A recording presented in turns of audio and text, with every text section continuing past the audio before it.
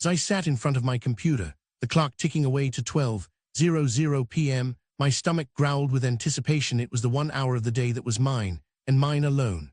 The smell of freshly brewed coffee wafted through the air, a constant reminder of my morning routine, but today I was craving something more substantial. I had blocked off this time on my calendar months ago, a sacred hour when I could refuel and recharge for the rest of the day. Little did I know, my new team lead had other plans. I worked remotely, which meant I was isolated from the hustle and bustle of the office, but also meant I was at the mercy of my team lead's scheduling whims. The sound of my keyboard clacking away was the only noise that broke the silence, a constant reminder that I was still connected to the world outside. I started to feel a sense of unease, a knot in my stomach that I couldn't shake off. It started with a quick sync at 12:15 p.m., a meeting that I had not requested and one that I had specifically tried to avoid.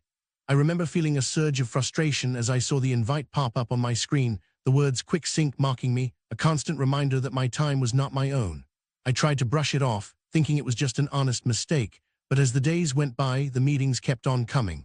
12:30 p.m. 12:20 p.m., it didn't matter. My team lead seemed to think that my lunch hour was fair game.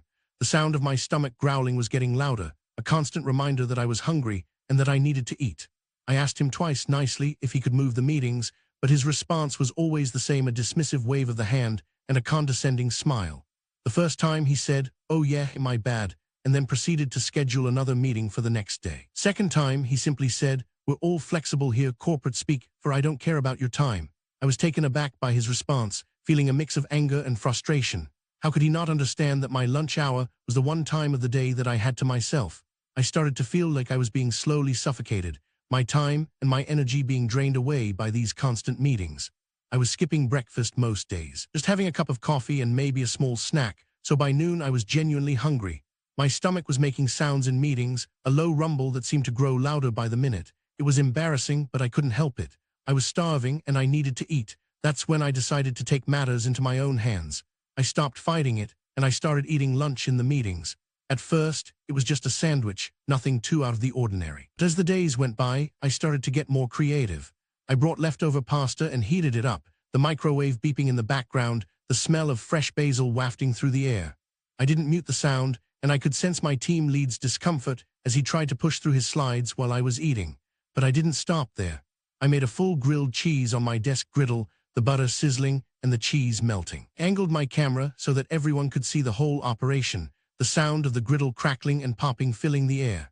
It was a moment of pure defiance, a statement that I would not be ignored, that my time and my energy were valuable. And the best part was when one of my coworkers unmuted just to ask what kind of cheese I was using. I told him it was Gruyere, and he simply said, "Nice," before muting again. My team lead just paused for a second. Before continuing with the meeting, his voice dripping with annoyance. It was a small victory, but it was enough to give me the courage to keep going. I started to escalate my lunchtime antics, making ramen noodles from scratch, boiling water, and cracking an egg into the pot. The sound of the egg cracking was like a declaration of war, a statement that I would not be silenced. I made a full salad once, chopping vegetables for the first 10 minutes of the call. The sound of the knife slicing through the veggies filling the air. Someone in the chat even typed, "Are you okay, lol?" as the chopping sound was so loud. Quick break, this video is brought to you by Audible. If you love stories like this, Audible has thousands of true crime, thriller, and horror audiobooks. Your first book is completely free with a trial. Link in the description. Now back to the story. Link in description. As the days turned into weeks, my team lead started to get more and more flustered. He would try to push through his slides, but I could sense his discomfort. He was trying to assert his authority, but I was not having it. I was taking back my time, and I was making sure that everyone knew it. The grilled cheese incident became a running joke on the team, with people still bringing it up to this day. My coworker Mike even started doing the same thing in his meetings with a different manager, and apparently it worked for him too. But as the weeks turned into months, I started to realize that my actions were not just about me, they were about something bigger. They were about the fact that our time and our energy are valuable, and that we should not let anyone take that away from us. I was not just fighting for my lunch hour, I was fighting for my dignity, my sense of self-worth.